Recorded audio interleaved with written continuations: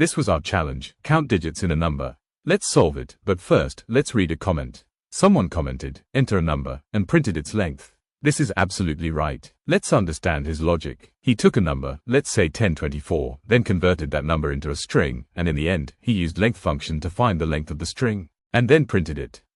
This is correct. Let's run it. Okay, enter a number, let's say 1024, and the output is 4, because length counts digits in a string. But he used a predefined length function. This is so good for quick work, but you also need to think logically about how the logic is working. So for that we need to write the code without using any predefined function.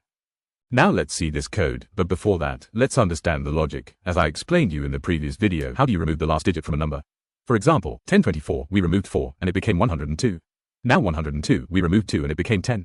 Now for 10, we removed 0 and it became 1, and at last, 1 left, so we removed 1 and it became 0. So did you understand the pattern? You keep removing digits until the number becomes. Let's apply that logic here.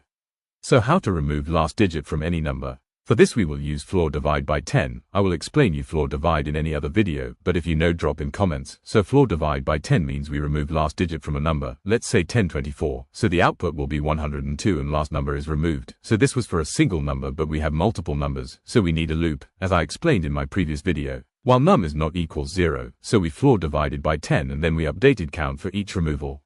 And the first base case is that if num equals 0, so the count will be 1. Also let's define and initialize the count to 0. Also num, to enter a number, and at the end we will print the count. Let's run the code. Yes, you can see this is also working good. 1024 have 4 digits. And this is the simple logic behind this program. Hope you understand now. The first length function was also good, but a good programmer understand both. So just like the video and subscribe.